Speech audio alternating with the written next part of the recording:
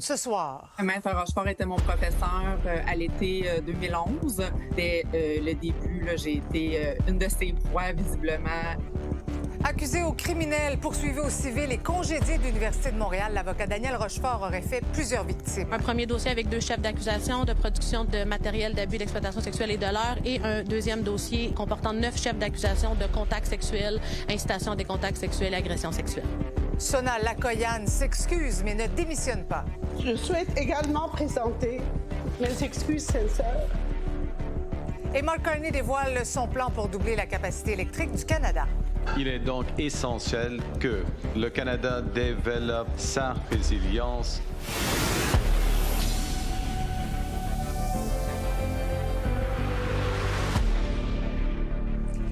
Bonsoir tout le monde, bon jeudi. Alors, place au match numéro 5 de cette série Canadien-Sabre. Martin Saint-Louis qui veut voir ses joueurs se comporter en champion après avoir subi un revers lors du 4e affrontement. Les partisans de partout dans la province se préparent, se regroupent et au diable les vieilles rivalités. On s'en va ce soir à Montréal et à Québec. Tiens, j'ai le goût de commencer avec toi, Félix-Antoine.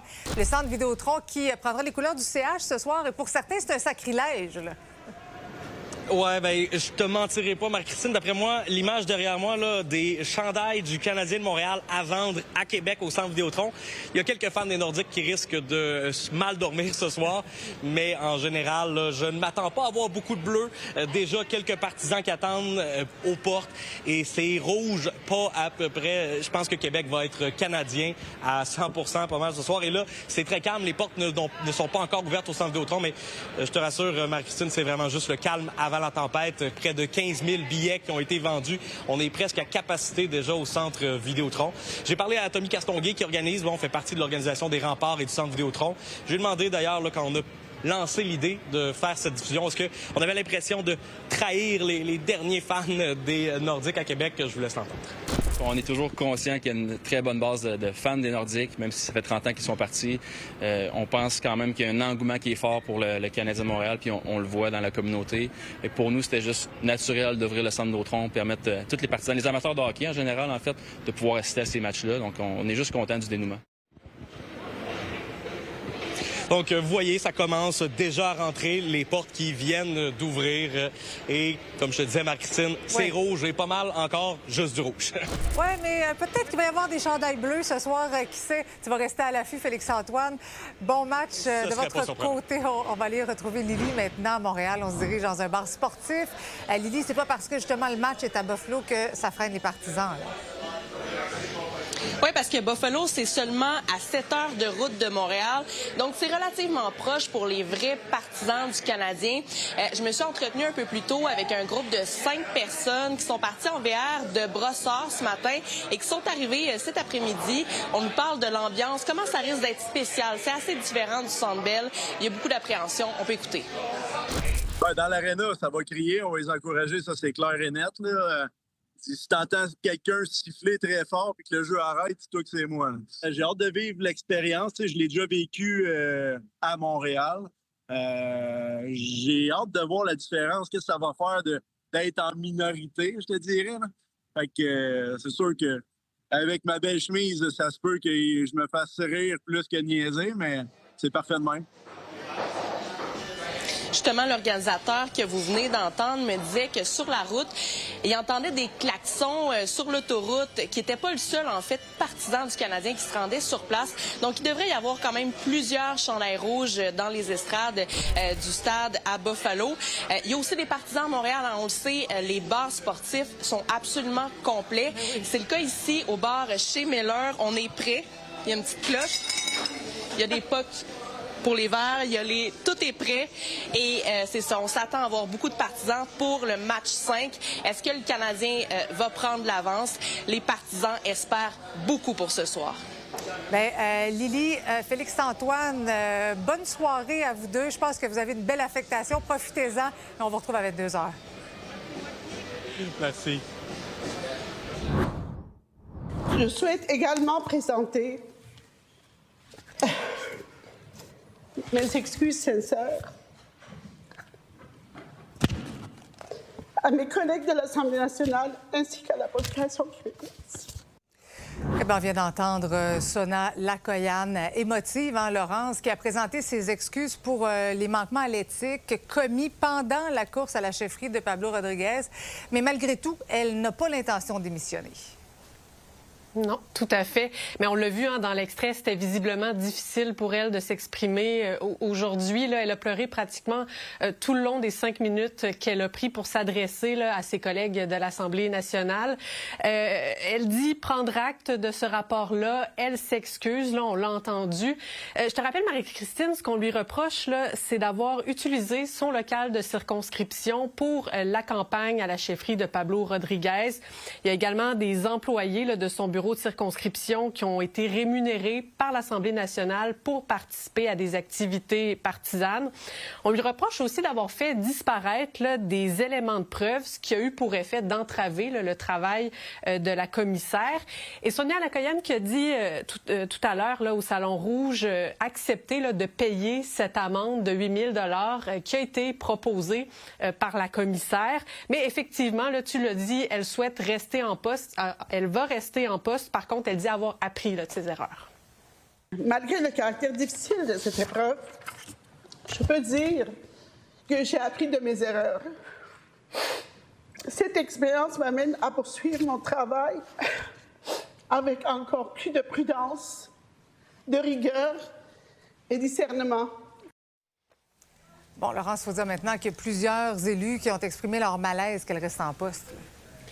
Oui, il y a un malaise qu'on sentait au Salon Rouge là, pendant son allocution. Mais pour bien des députés, ces excuses-là, elles sont pas suffisantes. On demande sa démission parce qu'on nous dit c'est que ce qu'elle a fait, ça ternit l'image du rôle de député. Ça ternit aussi l'image du Parti libéral. Voici les réactions. Je compatis beaucoup avec mes collègues libéraux. De revoir ça encore aujourd'hui, ça entache toute la classe politique à leur grand malaise. Elle a fait un meilleur culpa. C'est acceptable?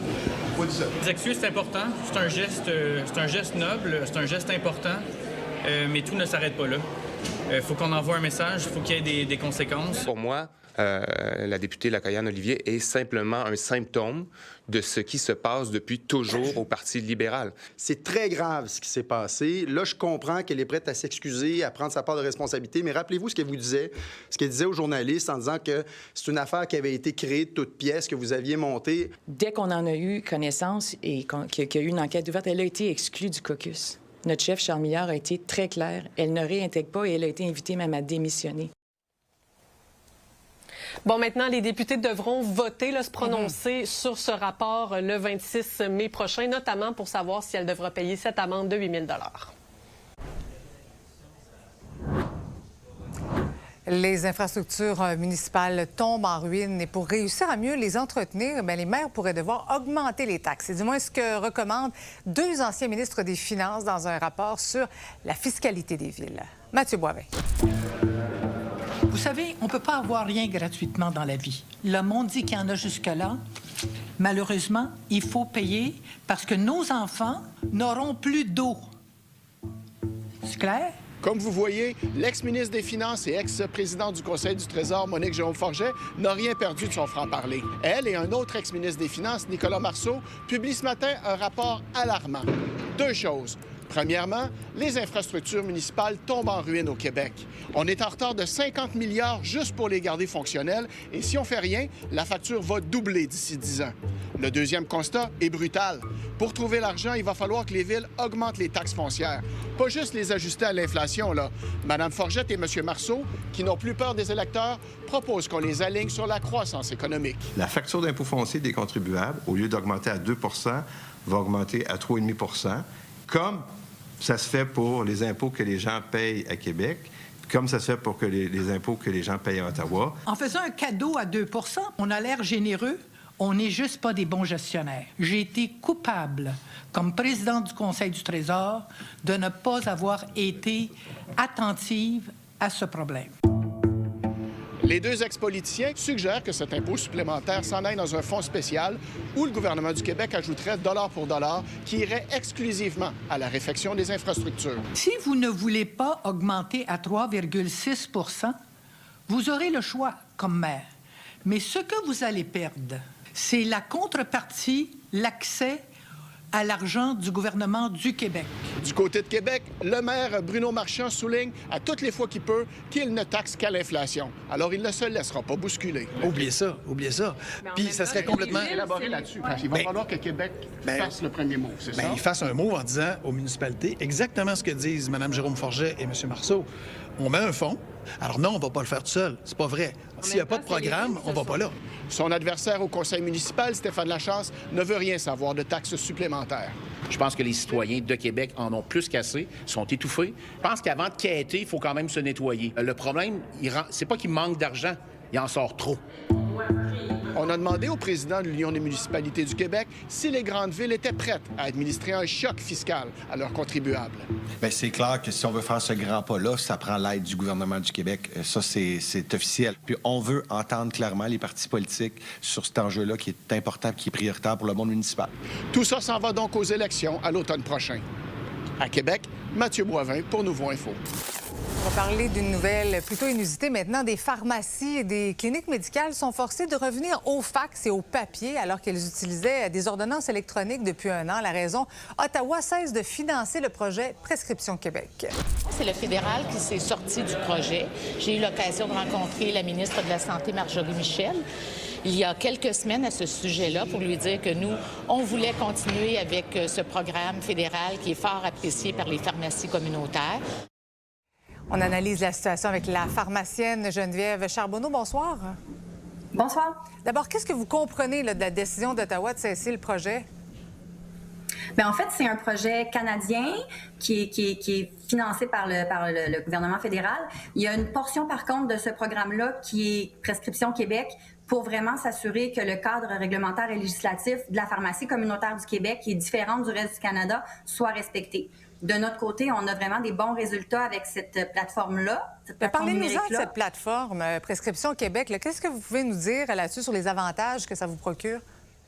Oui, bien en fait, c'est que ça permet de mettre en relation les prescripteurs dans leur clinique avec leur dossier médical électronique, directement avec les pharmaciens dans leur dossier patient dans les pharmacies. Les ordonnances transigent directement par là. Donc, il y a beaucoup moins de risques d'erreurs, de fausses ordonnances, de mauvaises lectures, de mauvaises interprétations. Il y a beaucoup de temps qui est gagné. Donc, de revenir au fax traditionnel avec du papier, de l'informatisation des données, c'est vraiment un gros recul, là. C'est un recul. Et là, les pharmaciens du Québec reçoivent quand même des centaines de milliers d'ordonnances par année. Qu'est-ce que vous craignez justement avec le retour du fax? Bien, cette technologie-là n'était pas implantée encore dans toutes les pharmacies du Québec. C'est un projet vitrine, notamment en Estrie. Puis il y a certaines des pharmacies puis des cliniques qui étaient reliées dans ce cas-là, qui avaient plus de 50% des ordonnances qui transitaient par ce système-là. Donc, on veut éliminer le fax, on veut être plus dans l'ère du numérique. On le veut avec le dossier le DSN qui a été déployé dans les centres hospitaliers. Ça serait vraiment une aberration de revenir, de mettre de détruire ce projet-là puis de revenir en arrière, là. C'est quoi donc la suite pour vous, pour l'association? Bien, nous, c'est sûr qu'on a pris acte de la décision de Santé Québec ce matin de réagir rapidement en confirmant les intentions de maintenir ce projet-là. Je pense que c'est absolument nécessaire de faire tout ce qui est en notre pouvoir puis tout ce qu'eux peuvent pour essayer de continuer de développer et de bâtir cette plateforme-là qui a vraiment démontré des bons résultats sur le terrain qui améliorent les opérations au bénéfice des patients. Bien oui, parce que là, ça serait vraiment particulier de reculer, de retourner au fax puis au papier alors que tout le système de santé est en train de se numériser, là. Définitivement. Ah oui, vraiment. Puis c'est vraiment un gain de temps, un gain d'efficience qui va permettre aux pharmaciens de consacrer plus de temps aux activités cliniques, aux activités à réelle valeur ajoutée pour mieux soigner les patients dans les communautés, vraiment en proximité, là. Geneviève Charbonneau, merci beaucoup d'avoir été avec nous ce soir. Ça fait plaisir. Bonne soirée. Un adolescent de 15 ans a été poignardé ce midi devant l'école secondaire Saint-Henri sur la rue Saint-Jacques. Il se trouvait dans une ruelle lorsqu'il aurait été atteint à plusieurs reprises au haut du corps. Blessé gravement, on ne craint toutefois pas pour sa vie, heureusement. Le suspect de l'agression est toujours recherché. Un maître chien a été appelé en renfort. Les images des caméras de surveillance, bien sûr, du secteur seront aussi visionnées. La saison estivale commence sur les chapeaux de roue la semaine prochaine à Montréal avec le début du Grand Prix du Canada. C'est l'un des nombreux événements qui annoncent un été bien rempli dans la métropole et l'industrie touristique, bien sûr, se réjouit déjà des retombées. Reportage Alicia Miljour. Il ne faut pas se fier à la température d'aujourd'hui à Montréal pour prédire ce qui s'en vient pour le tourisme pendant la saison estivale. Au contraire, le tourisme est en hausse et la saison s'annonce rayonnante. On s'attend à un super bel été, si ce n'est pas le plus beau de notre histoire. Là, on parle d'un véritable momentum touristique. Et la bonne nouvelle à Montréal, c'est qu'avec le Grand Prix qui va maintenant se tenir en mai, soit la semaine prochaine, on vient... je vous dirais, lancer la saison estivale un peu plus tôt. Donc, c'est notre objectif aussi au ministère du Tourisme de vraiment développer le tourisme 4 saisons. Montréal est plus connecté que jamais. On a plus de connexions à travers le monde, donc des vols directs. On est rendu avec 165 vols directs.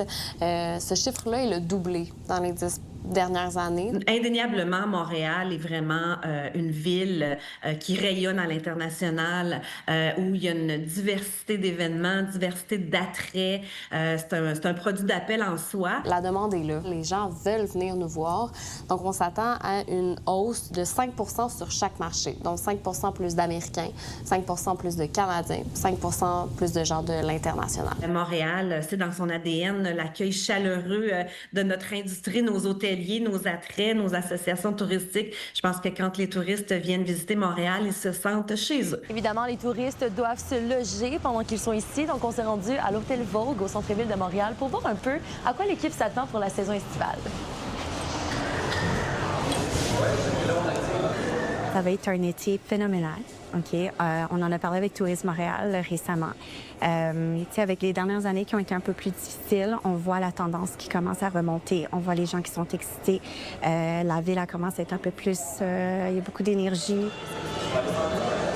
Et on s'attend à un taux d'occupation, une augmentation de 80 % pour les hôtels. Est-ce que ça commence déjà à se ressentir dans les réservations et tout? Absolument. On le voit, puis c'est vraiment le day-to-day, là. On le voit, les gens, ils réservent, c'est spontané. Puis quand ils viennent, ils sont déjà tellement heureux d'être ici. Fait que la tendance est haute. Saviez-vous que plus de touristes à Montréal, c'est aussi bon pour les régions? Plus les visiteurs viennent de loin, plus ils sont enclins à visiter une autre région. C'est à peu près 35 % des gens de l'international qui, lorsqu'ils décident de visiter Montréal, en profitent pour visiter soit une autre région du Québec ou encore une autre province du Canada. C'est une de nos priorités aussi de connecter nos régions vers nos portes d'entrée, puis on voit que ça fonctionne. L'industrie touristique est prête, Montréal est animé, donc je nous souhaite simplement un bel été. À Montréal, Alicia Miljour pour Nouveau Info. Il y a une centaine de personnes qui sont réunies sous la pluie ce midi pour former une chaîne humaine de la place Diouville jusqu'au Parlement afin de dénoncer le 10e féminicide depuis le début 2026. C'est une augmentation pour l'année en cours par rapport à la même période l'an dernier. La manifestation organisée par le regroupement des groupes des femmes de la région de la capitale nationale a notamment rendu hommage aux femmes décédées.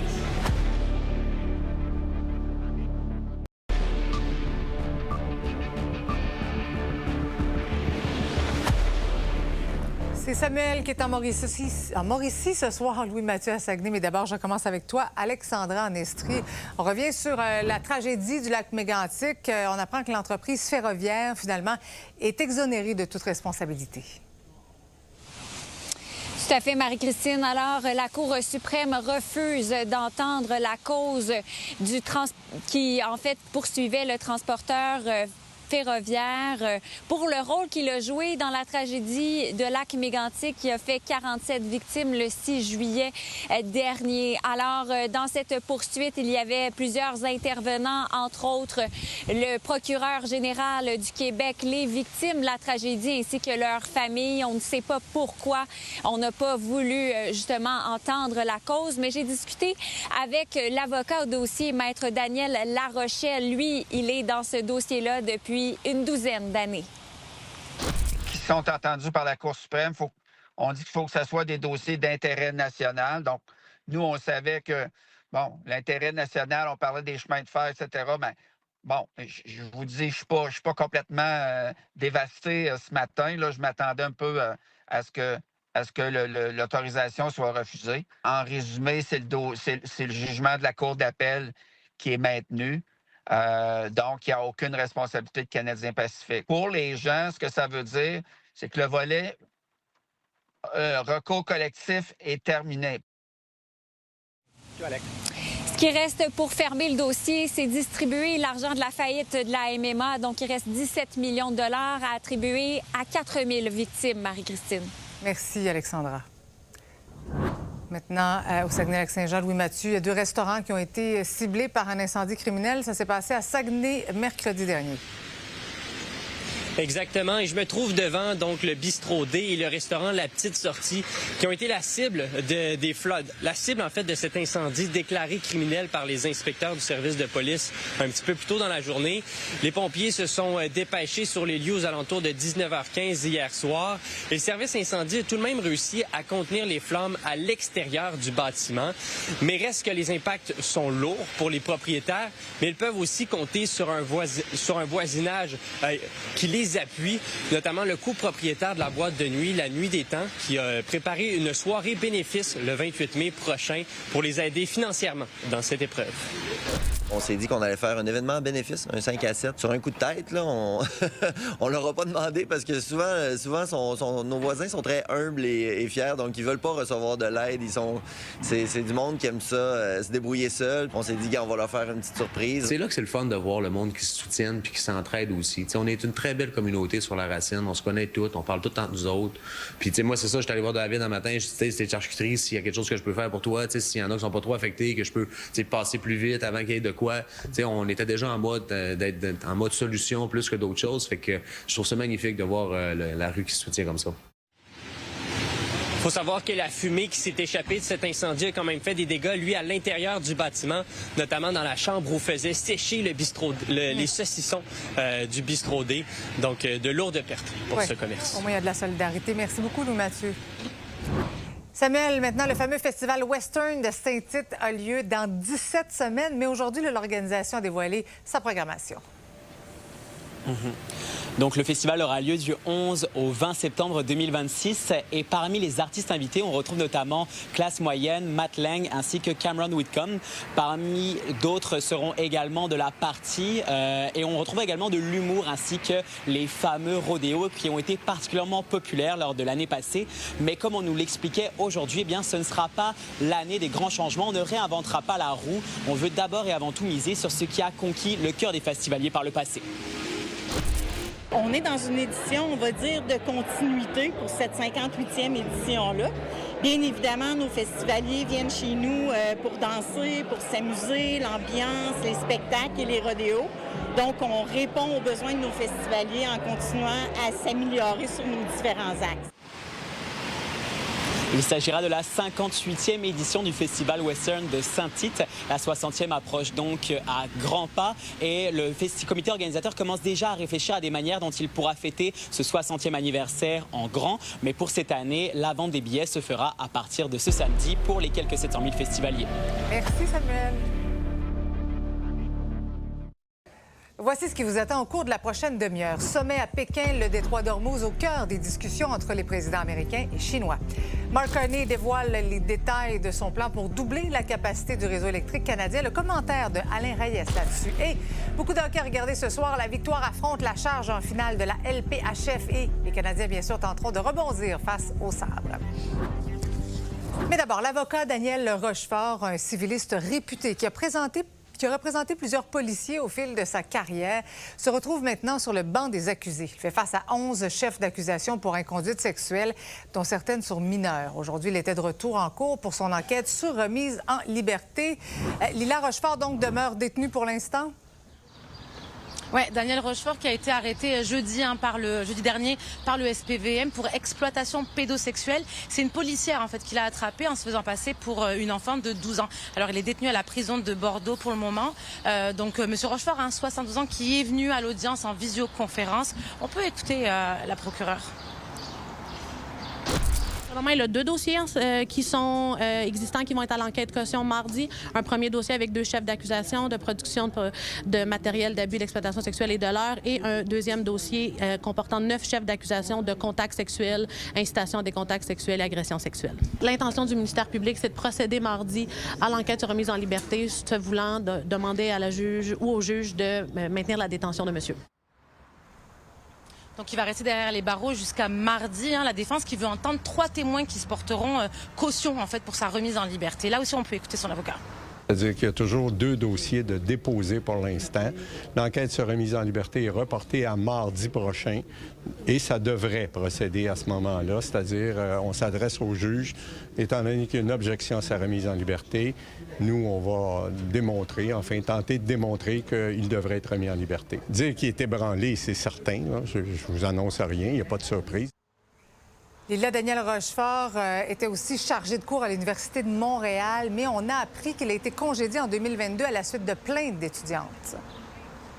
Oui, plusieurs plaintes entre 2017 et 2018. Et justement, Nouveau Info a rencontré plusieurs anciennes étudiantes qui confirment le comportement déplacé de M. Rochefort. Et d'ailleurs, c'est écrit noir sur blanc dans le jugement du tribunal d'arbitrage, comme quoi M. Rochefort est allé à l'encontre des politiques d'harcèlement de l'université. Une ancienne étudiante qui a subi du harcèlement sexuel en 2011 a accepté de nous parler. Puis déjà, les gens me disaient fais attention, ce professeur-là, il est reconnu pour avoir une réputation qui couche avec ses étudiants. Dès le début, là, j'ai été une de ses proies. Il s'est même regardé à me déshabiller du regard, à me dire oui, je pense que ça serait bon si on se voyait en dehors des cours. Malheureusement, dans un moment seul avec lui, où là, il avait été plus direct, où est-ce qu'il avait enlevé son soulier, qu'il me caressait la jambe avec son pied, et il me disait « Tu me plais, tu le sais, est-ce que je peux espérer qu'il va se passer quelque chose? » Donc, est-ce que j'avais répondu bien sûr non. Quand je l'ai vu sortir dans les médias, je me suis dit « Oh mon Dieu, enfin, ça sort », parce qu'à l'époque, on en parlait déjà. Donc Isabelle a prévu de porter plainte et on sait que l'enquête laisse présager qu'il y aurait plusieurs victimes entre 2007 et 2026. D'ailleurs, le SPVM a fait une annonce à la population pour retrouver ces victimes. Merci Lila.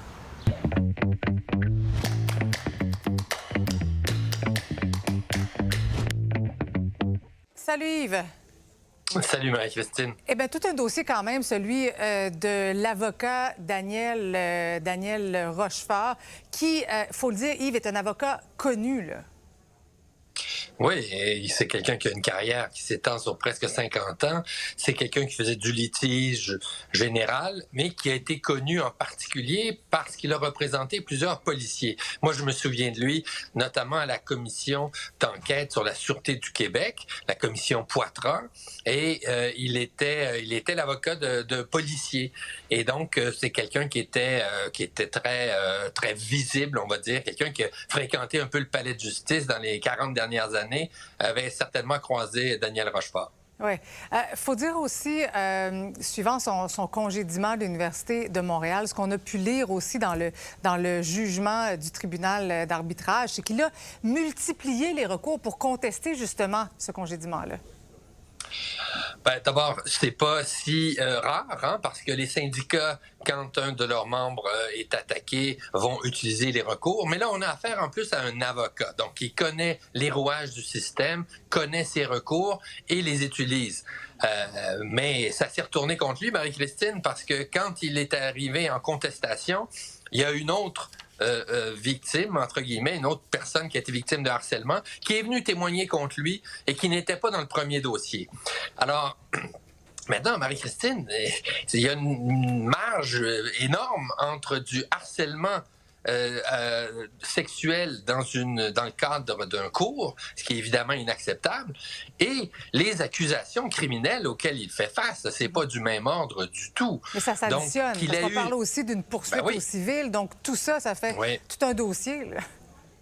Ben, qu'il ait eu une mauvaise réputation comme professeur, que ça circule parmi les étudiantes, c'est déjà étonnant qu'il ait pu garder son poste si longtemps. Les gens hésitent à porter plainte, c'est toujours la même chose. Et puis ensuite, ben, c'est une question de preuve, et puis c'est compliqué, et puis bon, la session est terminée, et puis peut-être que après ça, on veut pas s'embêter avec ça. Surtout quelqu'un qui va contester comme ça. Mais là, on a affaire, comme je disais, à des crimes sexuels extrêmement graves. Et là, on se demande comment se fait-il qu'il a fallu tant d'années, puisque les faits remontent quand même un certain nombre d'années, et on comprend si c'est exact que ce n'est pas nouveau. Comment il a pu arriver à faire une carrière aussi longue sans avoir d'ennui majeur? Oui. Et là, on n'a pas la réponse, mais une des réponses, c'est souvent avoir du pouvoir et avoir de l'argent et avoir du pouvoir et pouvoir se sortir du système. Oui, bien, on va suivre en tout cas ces procédures judiciaires de près. Merci beaucoup, Yves. À demain. L'important voyage du président américain en Chine se poursuit. Un premier, vous le savez, depuis 2017, la rencontre au sommet entre les deux puissants présidents a donné lieu à des échanges diversifiés, notamment sur le conflit au Moyen-Orient. Sabrina est là pour nous en parler. Sabrina, la réouverture du détroit d'Ormuz fait partie des priorités des deux pays. Ouais, Donald Trump a même dit que la Chine était prête à aider les États-Unis pour rouvrir le détroit d'Ormuz. C'est ce qu'il a dit, le président Trump, aujourd'hui, lors d'une entrevue télévisée du côté de Fox News. Il faut comprendre quand même que le détroit d'Ormuz, c'est très important pour la Chine. D'ailleurs, Donald Trump a aussi dit que la Chine ne veut pas envoyer d'armes à l'Iran. Et ce qu'on a su également aujourd'hui, c'est que l'Iran a annoncé laisser passer des navires aussi chinois dans le détroit d'Ormuz depuis mercredi. Mais on va aller écouter un extrait de l'entrevue. She would like to see a deal made. He would like to see a deal made. And he did offer. He said, if I can be of any help at all, I would like to be of help. Because, he did say that. Yeah, he did say that. And look, anybody that buys that much oil has obviously got some kind of a relationship with him. Donc, Donald Trump disait là, carrément, pratiquement, que Xi Jinping l'avait pratiquement... lui a dit vraiment, je souhaite faire un accord donc, avec vous. Donc, aujourd'hui, vous le voyez sur les images, Donald Trump et Xi Jinping qui ont d'ailleurs eu d'abord une première rencontre d'environ 2 heures à huis clos. Puis, il y a eu ce banquet que vous voyez sur les images au Palais du Peuple. Donc, pendant leur discussion, bien sûr, plusieurs sujets qui ont été abordés. On a su que Pékin va acheter 200 avions américains. Donald Trump qui a aussi assuré avoir eu de bonnes discussions avec le président. Serait-ce quand même une nouvelle relation entre la Chine et les États-Unis? Trump a même invité donc Xi Jinping à Washington avec sa femme en septembre prochain. On va l'écouter un extrait. We had extremely positive and productive conversations and meetings today with the Chinese delegation earlier. 实现中华民族伟大复兴和让美国再伟大，完全可以并行不悖。 相互成就，造福世界。 Sabrina, il faut quand même dire que tout n'est pas rose. Là. Il y a un risque de tension entre les deux pays concernant notamment Taïwan. Oui, bien sûr. Et le sujet, bien sûr, est venu sur la table. Alors, on a parlé de Taïwan. Je rappelle que la Chine, en fait, revendique l'île, dit que ça fait partie de son territoire. Or, ce qu'a dit Xi Jinping aujourd'hui, c'est que si jamais le dossier était mal géré, eh bien, effectivement, il pourrait y avoir des tensions entre les États-Unis et également la Chine. Et juste en terminant, pendant ce temps-là, du côté de Washington, qu'est-ce qui se passe? Discussion entre des représentants israéliens et des représentants libanais, alors que le cessez-le-feu doit cesser là, au cours des prochains jours. Ce qu'on sait, par contre, c'est que oui, qu'il y a un cessez-le-feu, mais on l'a vu sur les images, il y a toujours quand même des bombardements. Donc, autre dossier, bien sûr, à suivre en parallèle. Merci, Sabrina. Ça fait plaisir. De retour au pays maintenant, Mark Carney qui souhaite doubler la production d'électricité d'ici 2050. C'est ce qui ressort de l'approche nationale pour une économie canadienne électrifiée, un plan présenté un peu plus tôt aujourd'hui par le premier ministre. Tout de suite, on fait le point avec notre collaborateur. Salut Alain. Salut Marie-Christine. D'abord, c'est quoi l'objectif du gouvernement fédéral? Bon, tu l'as mentionné, il veut doubler l'offre en électricité partout au pays, mais de façon concrète, l'objectif ultime, c'est de baisser le coût de la facture de 7 Canadiens sur 10. En même temps, Mark Carney prend le pari que il va avoir besoin de 1000 milliards d'argent en termes d'investissement, mais ça créera plus de 100 000 emplois au bout de l'échéance d'ici 2050. Donc, c'est un pari qui est quand même important. Le gouvernement veut miser sur l'hydroélectricité. Est-ce qu'il nous prépare à l'annonce qu'il veut faire demain en Alberta? Donc, naturellement, avec la première ministre Smith. Donc, on sait que ça s'enligne sur la question de la taxe carbone, diminuer les exigences, aider à mettre en place le pipeline. Donc, une façon peut-être pour Mark Carney d'adoucir la pilule demain, mais en même temps de démontrer qu'il croit en l'hydroélectricité. Oui. Mais est-ce que quand même Québec pourrait tirer son épingle du jeu? Je pense que oui. Mark Carney est entouré de 2 personnes clés. Michael Savia, il faut le mentionner, et Marc-André Blanchard, son chef de cabinet, 2 Québécois qui connaissent bien le Québec. Michael Savia, naturellement, avec Hydro-Québec, qui a travaillé, donc connaît bien aussi un des projets importants du gouvernement du Québec, l'entente avec Terre-Neuve pour le développement de la centrale Churchill Falls au Labrador. C'est un dossier qui est litigieux en ce moment. Terre-Neuve est en évaluation pour voir s'ils vont officiellement signer ce projet-là. Et Hydro-Québec qui a déjà annoncé qu'il veut investir près de 200 milliards dans notre économie d'ici 2035. Donc, est-ce que Québec va vouloir essayer d'aller chercher des sommes d'argent avec le gouvernement? Mark Carney a déjà dit qu'il est en faveur de ce projet avec Terre-Neuve, qu'il pensait pouvoir aider à concrétiser ce projet-là aussi comme gouvernement fédéral. Donc, je pense que le Québec a des outils intéressants pour aider dans son développement économique. Oui, ça reste que les ressources naturelles, ce sont aussi de compétences provinciales. Est-ce que les provinces pourraient monter aux barricades face à ce projet-là? Ce serait difficile, sincèrement. Je pense que Mark Carney, pour arriver à ses fins, va devoir travailler avec l'ensemble des provinces. Il veut faire tomber les barrières. On n'arrête pas de parler de libre-échange, qu'on veut diversifier notre économie. Bien, on doit aussi donner l'exemple dans notre propre pays. Donc, chaque province a, à mes yeux, une responsabilité pour assurer ce développement économique, assurer qu'on puisse avoir des outils face aux menaces avec les Américains dans l'entente qui est en négociation en ce moment entre l'accord Canada, États-Unis, Mexique. Projet ambitieux. Merci beaucoup, Alain. Ça fait plaisir. Bonne fin de journée. Il pourra avoir des changements sur votre facture d'Internet et de cellulaire. Le Conseil de la radiodiffusion et des télécommunications canadiennes, le CRTC, vient de serrer la vis aux grands fournisseurs de téléphones mobiles et d'Internet avec des nouvelles règles. Dès le 12 juin prochain, les fournisseurs de téléphonie mobile et d'Internet vont être obligés d'éliminer les frais liés à l'activation, à la modification ou à l'annulation d'un forfait. Ça veut dire que vous allez pouvoir quitter un fournisseur pour un autre sans payer de pénalité. En ce moment, mettre fin à un contrat de cellulaire ou d'Internet, ça peut vous coûter une pénalité de 50 $ ou de 10 % du montant restant à débourser pour votre forfait. Dès l'an prochain, donc en avril 2027, votre fournisseur va être obligé de vous envoyer un avis clair avant que votre contrat expire dans un délai de 90 jours avant la fin du contrat. Cet avis-là va devoir préciser exactement quand l'engagement prend fin puis quelles vont être les options pour la suite. Si vous profitez d'un rabais, vous allez aussi recevoir un avertissement avant que le prix augmente. Le CRTC a aussi mis en place des nouvelles règles pour permettre aux consommateurs de modifier ou d'annuler un service en ligne. Vous aurez donc pu à passer du temps au téléphone. Le CRTC prévoit aussi d'instaurer d'autres mesures qui vont forcer les fournisseurs à présenter leur forfait Internet de façon simple et standardisée, donc la vitesse, le prix réel, les conditions, pour que les consommateurs puissent comparer les prix facilement. Au retour, on vous présente des extraits du nouvel épisode de Pas pour rien avec Claude Cobra et une visite de Marika à Nashville. Restez là.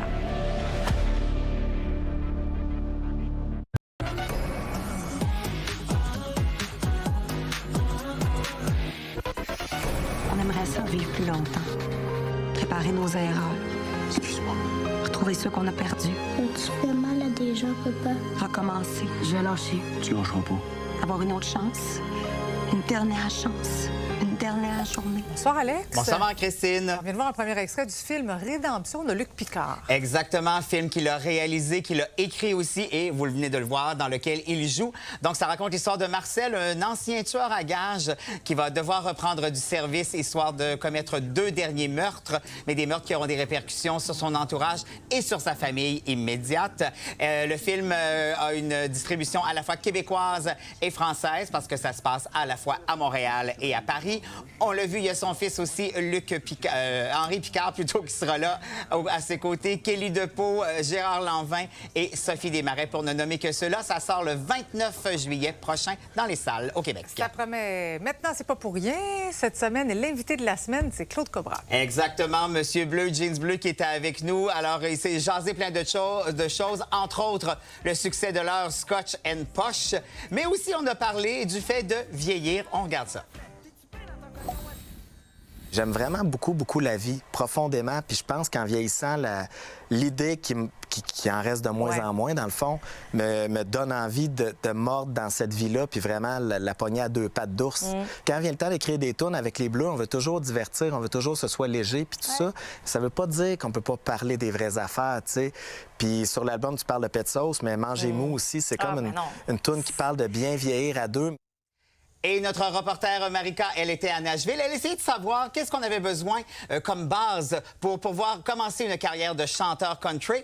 Et vraiment, on est parti à la base. Regardez ça.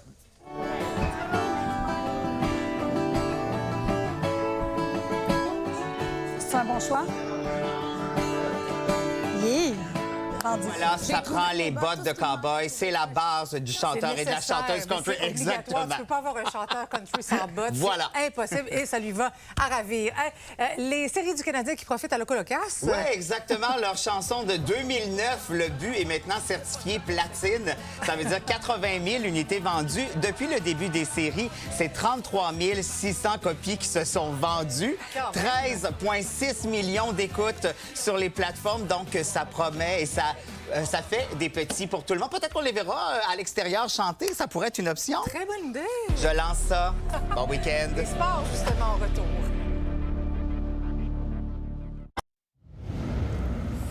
Yannick Frédéric, bonsoir. Bonsoir, Marie-Christine. Alors, la série Canadien Sabre se transporte à Buffalo. Oui, et Martin Saint-Louis a raison d'être confiant pour le match numéro 5 parce que, après le premier match, le Canadien, il avait perdu 4-2. Le Canadien a rebondi avec une victoire de 5-2. Et la fiche du Canadien après une défaite, on va te montrer des statistiques quand même assez intéressantes. Depuis le 27 janvier, donc après une défaite, 12 victoires en 14 matchs. Et depuis le 22 novembre, 23 victoires en 29 parties. Et on va te faire entendre Martin Saint-Louis sur les raisons qui expliquent pourquoi son équipe rebondit après une défaite et l'état d'esprit de son équipe en ce moment des Winners. On écoute ça. Parce qu'on s'en fait pas avec le tableau quand la game est finie. On rebondit ça. Mais je pense qu'on est dans une bonne place. Tu sais, tu veux gagner un championnat, mais il faut que tu te comportes comme un champion aussi. Tu sais, bien avant que tu gagnes le championnat. Je pense qu'on a ça. Ils se comportent comme des champions. Ben oui. Alors, Marie-Christine, toi, ton niveau de confiance se situe où ce soir? Moi, Canadien ce soir, je pense 4-2. C'est bien, parce que là, en plus, tu mets un pointage. Oui, parce que pas fait la dernière fois. Oui, mais là, je me sens confiante dans mes 4-2. prédictions. Là, tu te mouilles pas mal. Oh, oui, là, 4-2. On prend des notes. Il y a même d'anciens fervents des Nordiques là, qui vont vivre les séries à fond ce soir. Là.